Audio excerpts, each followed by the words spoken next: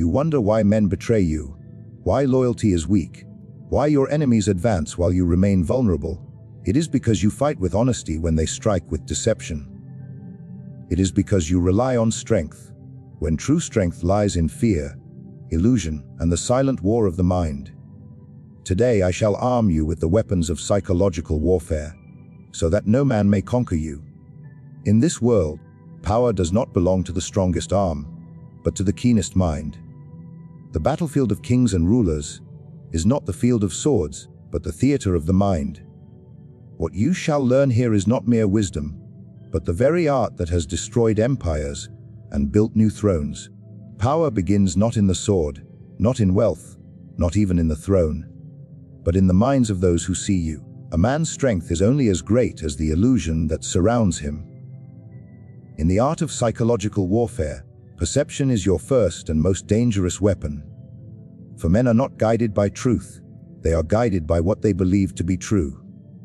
To rule them, you do not need to change their reality. You need only to shape the shadow that falls over it. Consider this: every man wears a mask, but only the wise know they are wearing it. The fool shows his emotions, his insecurities, his doubt, and expects honesty to grant him favor. But honesty is a virtue of the weak. The man who displays his heart becomes a pawn to those who know how to play the game. You must craft your mask with precision, one that commands respect, radiates confidence, and conceals every fear that could be used against you. The people do not crave truth, they crave conviction. They do not follow the wisest man, but the man who appears certain, who speaks as if his words were law carved in stone. Look upon the great rulers of history, and you will see that most ruled not by might, but by illusion. Caesar convinced his people he was a god before he ever became one in their eyes. Napoleon appeared invincible, even when his army bled in snow. Every ruler who mastered perception turned weakness into legend. Understand this principle: perception is not a reflection. It is creation. If you do not build your image, others will build it for you, and they will make it small, fragile, and laughable. In psychological warfare, your goal is to manipulate what others think they see. The truth is irrelevant. A lie repeated with confidence and draped in power becomes truth in the minds of the masses. Appear righteous when you are plotting, appear merciful when you are calculating, and appear calm when chaos surrounds you. To appear is to rule. The crowd does not seek truth, they seek reassurance.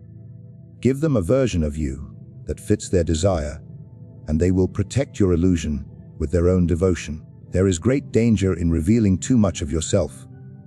When men can read your emotions, they can read your strategy. Hide both. Let your expression be disciplined, your words measured, and your tone unshaken. The greatest advantage in war, be it of armies or minds, is unpredictability.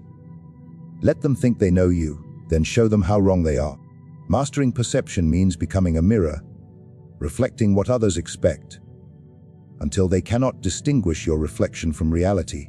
But understand this too: the illusion must be maintained. A single crack in the mirror, and they will see the truth behind it. Power, once doubted, begins to decay. Therefore, build rituals around your image. Your appearance, your voice, your gestures, all must align with the role you play. Even silence becomes a weapon if used with intent. Say little, but let every word carry weight. When you walk, walk as if time bends for you. When you speak, let others listen as if the air itself has paused. Such control of perception demands discipline, for it is easier to conquer men than to conquer yourself. You will find that men are simple creatures when viewed through the lens of perception. They wish to be led, to be inspired, to be deceived if it comforts them. They will bow before confidence and ridicule hesitation. Therefore, never allow uncertainty to touch your voice, even if your heart trembles. Speak not as one seeking approval, but as one declaring inevitability.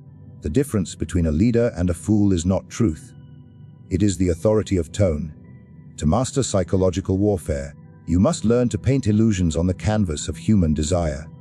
Some crave hope, others crave fear, and the wise ruler gives each what he needs.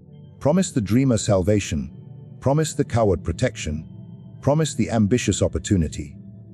They will serve you willingly, for they will see in you the reflection of what they seek. And though they think they follow their own will, they are bound by yours. Perception allows you to fight battles without drawing steel. It lets you win before your enemies realize the game has begun. If they believe you cannot be defeated, they will not even attempt to fight. And if they believe you are just, they will excuse every cruelty. In this lies the true power of illusion. It justifies both virtue and vice. You become untouchable not because you are invincible, but because others believe you are. Remember, the wise never reveal their full face to the world. They show only what the moment demands.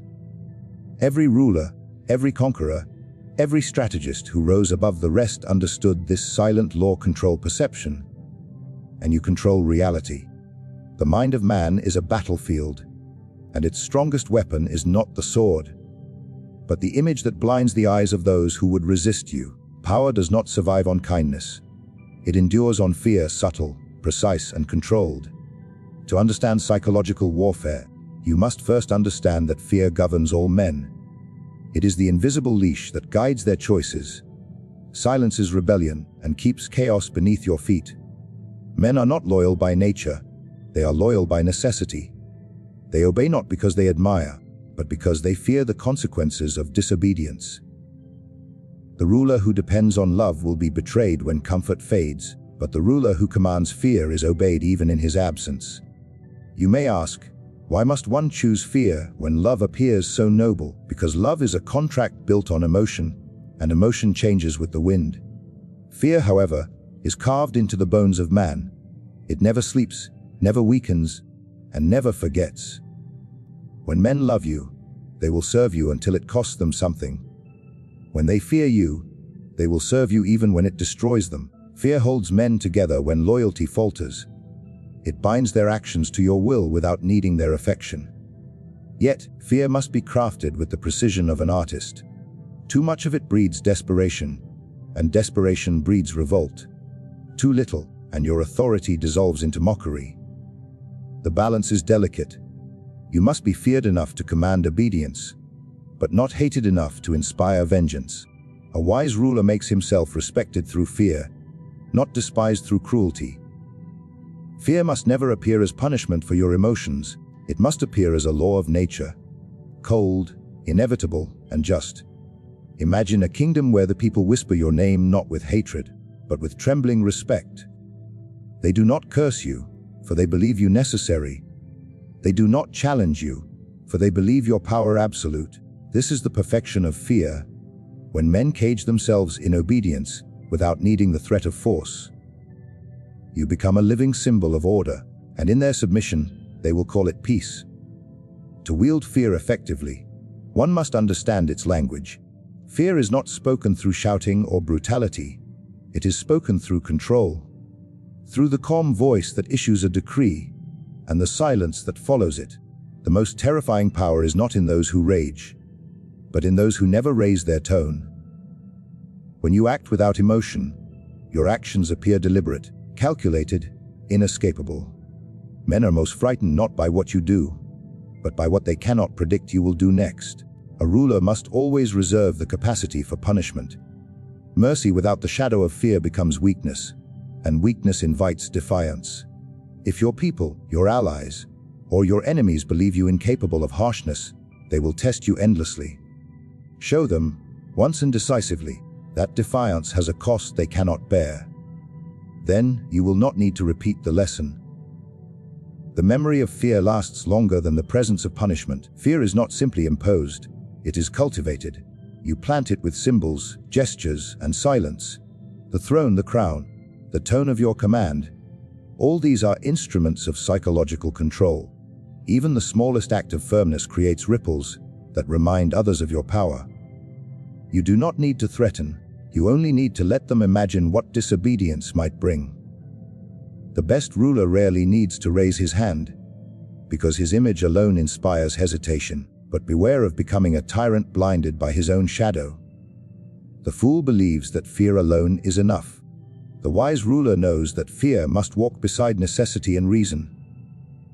If men see you as cruel without purpose, they will hate you more than they fear you. The goal is not terror, it is respect wrapped in uncertainty. Let your punishments be rare, but unforgettable. Let your justice be swift, but always justified. They must believe that you act not out of wrath, but out of duty. Even in personal relationships, fear holds its silent influence. The man who is feared in conversation commands attention. His silence speaks louder than the shouting of others. The one who is feared in competition never needs to boast. His reputation does the work for him. Every interaction is a battlefield of dominance, and fear is the invisible advantage that bends others to your rhythm. When you are feared, others measure their words, restrain their ambitions, and reveal their true selves. It is then that you hold power not only over their actions, but over their minds. True fear does not come from cruelty, it comes from control. Control over yourself, over your emotions, over the image you project. The man who cannot control his temper loses authority. The one who masters it becomes untouchable. Fear is magnified by calmness, for calmness suggests certainty. When others see you unshaken in chaos, they begin to doubt their own strength. They start to believe that you cannot be broken, and from that belief, your power becomes absolute. In psychological warfare, fear is the fortress of the ruler. It protects him when armies fail and sustains his influence when words are no longer enough. Men can resist arguments, they can question love, but they cannot reason against fear. It is older than civilization, deeper than loyalty, and stronger than truth itself. Whoever commands it, commands the hearts and actions of all who stand before him. In the realm of power, truth is a luxury, and honesty is a weapon that only fools hand to their enemies. The wise ruler does not live by what is true, but by what is useful. Deception is not a sin in the art of dominance. It is a shield, a dagger, and a crown. Men are not worthy of full truth, for they neither understand it nor know what to do with it.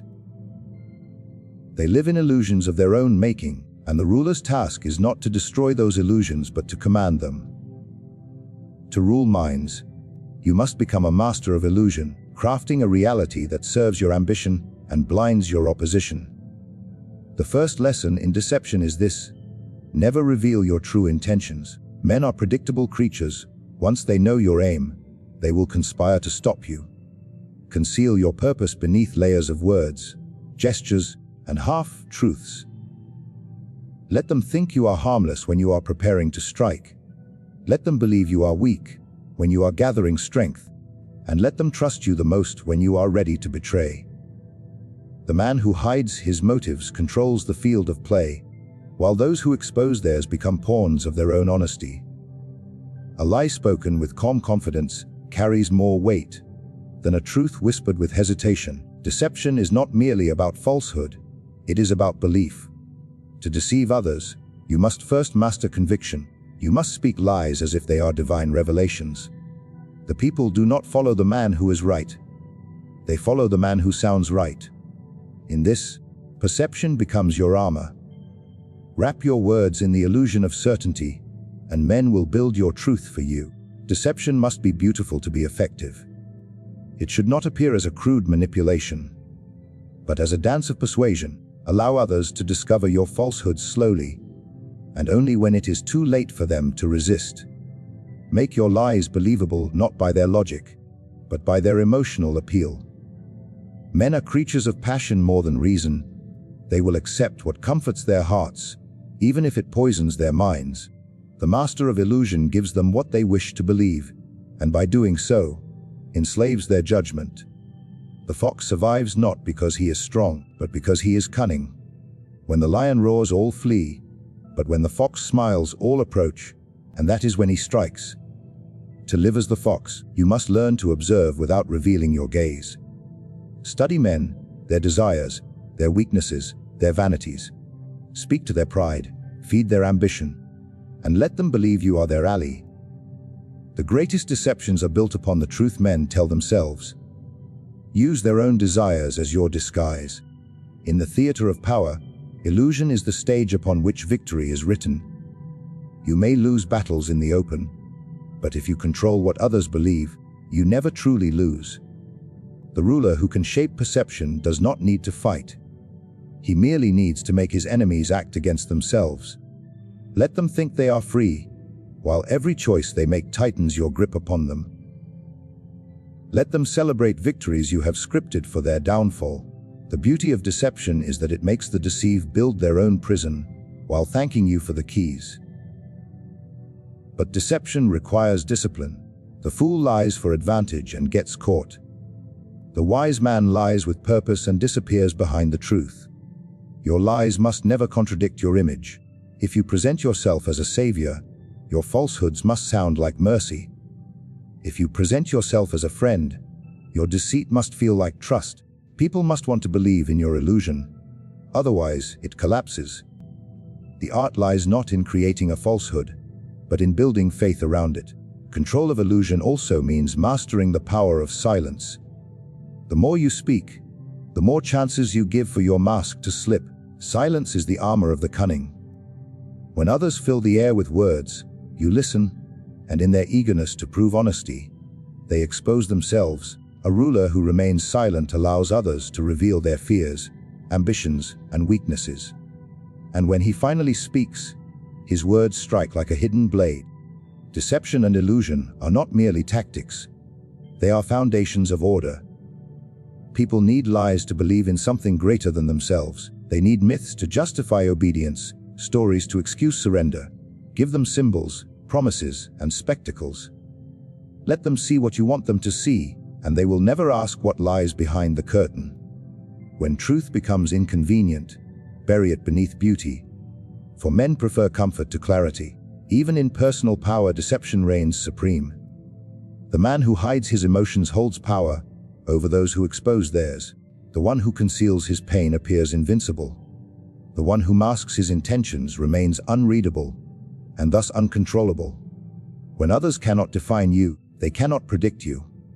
And what cannot be predicted cannot be defeated. Remember that illusion must live longer than your lies. Even after the truth emerges, the illusion must remain stronger than the evidence against it. The people must prefer the myth of you over the reality. Let them say, "Perhaps he lied, but he did what was necessary." Let them justify your deceit, because it fits the story you created for them. That is the final mastery of deception. To have others defend your illusion, even when they know it is false. Every empire falls not by the strength of its enemies, but by the weakness within its own ranks. The greatest victory in psychological warfare is not to destroy your opponents with force, but to make them destroy themselves. Division is the silent weapon that wins without blood, conquers without resistance, and reigns without contest. The ruler who understands how to turn unity into chaos holds the keys to unbreakable power. For no army can march, no council can govern, no alliance can last, when doubt poisons the trust between its members. Men speak of loyalty, but loyalty is fragile. It lives in the balance between fear, ambition, and self-interest. To control others, you must learn to disturb this balance. You do not fight unity directly.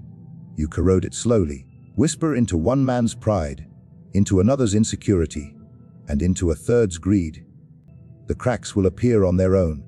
The art of division is not to shout commands, but to plant quiet suggestions. Let them believe they are acting of their own will when in truth, they are following yours. The most powerful manipulator is not the one who demands obedience, but the one who makes others think disobedience was their own idea. The weak ruler demands loyalty from all. The wise ruler creates rivalry among them. When men compete for your favor, their focus remains downward and inward, never upward against you. Rivalry breeds dependence. They need your approval to feel secure. You become the axis around which their ambitions revolve. If ever they unite, you are in danger. But if they remain divided, you rule without resistance. Keep your followers suspicious of one another, your generals slightly envious, your advisors cautiously fearful. It is through their mistrust that your throne remains unshaken. In psychological warfare, the most dangerous enemy is unity. Unity among opponents, unity among allies, unity among the people. It all threatens control. Therefore, whenever two forces align, insert a question between them. Doubt is a blade that cuts faster than steel. Spread conflicting motives. Exaggerate misunderstandings. Reward betrayal disguised as loyalty. The clever ruler knows that chaos is not disorder. It is design. It keeps everyone too busy fighting shadows to notice who cast them. Consider this. When a ruler seems surrounded by chaos, but remains untouched, it is not luck. It is strategy. Chaos, when controlled, is not a threat but a curtain. Behind it, plans are made and power is secured. Let your enemies exhaust themselves in argument while you move unseen. Let your rivals accuse one another while you stand silent and noble. Eventually, they will destroy each other's credibility, leaving you as the only stable figure in a sea of confusion. To divide is not merely to separate, it is to command through invisibility. Even within your inner circle, division must exist. Complete trust breeds complacency, and complacency breeds betrayal. Allow no man to grow powerful enough to challenge you. No ally to think himself indispensable. Reward one today, neglect him tomorrow. Praise another in his presence, then question him in his absence. Keep them uncertain of your favor, for uncertainty is control. When men cannot predict your approval, they strive endlessly to earn it. When they cannot read your intentions, they fear to oppose them. Division, however, is not born of hatred. It is born of management. You must never allow the conflict you create to consume the structure it supports. You are the puppeteer, not the flame. The moment the fire burns too bright, even you risk being devoured. Therefore, maintain balance between tension and resolution. Give small victories to both sides, so neither feels crushed, but neither feels secure. Let them believe that only through you can peace be maintained. In that illusion, your power becomes essential. To divide effectively, you must master the psychology of rumor. Words travel faster than armies. A single whisper in the right ear can unravel alliances built over years. A subtle hint of betrayal, a quiet suggestion of mistrust, can set loyal men against each other. You do not need to accuse directly, imply, insinuate, and let their paranoia do the rest. When men fear betrayal, they begin to betray first. The genius of this tactic is that they will never blame you for it. They will believe it came from their own suspicions. In every system, be it a court, a company, or a kingdom, there are factions. Each believes itself indispensable. Feed each just enough to survive, but never enough to dominate. Keep one side hungry, the other proud, and yourself untouchable. When they argue, mediate. When they rebel, divide their leadership.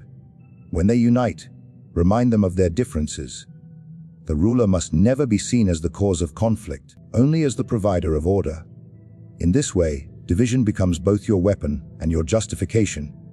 Even in personal power, the same principle holds. In every room, there are groups and alliances forming silently.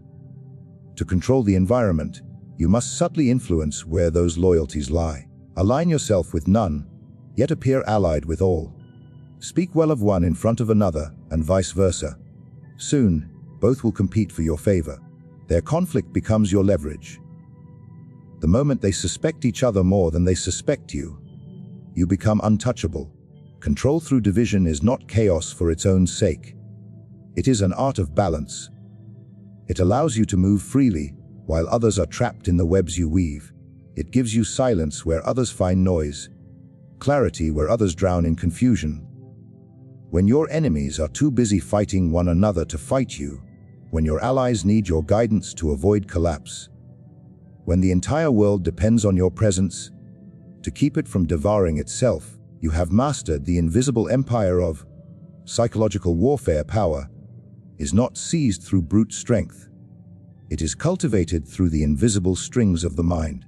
Psychological warfare is the craft of rulers, conquerors, and thinkers who understand that victory belongs not to the loudest, but to the most calculated. Perception shapes truth, fear maintains order, deception builds illusion, and division ensures control. Together, they form the architecture of dominance that cannot be destroyed by force, because it exists within the human psyche. Those who master these laws need not fight for authority. It bends toward them naturally. To understand Machiavelli's art of psychological warfare is to see the world as it truly is, a theater of masks, where where only those who control illusion hold power over reality.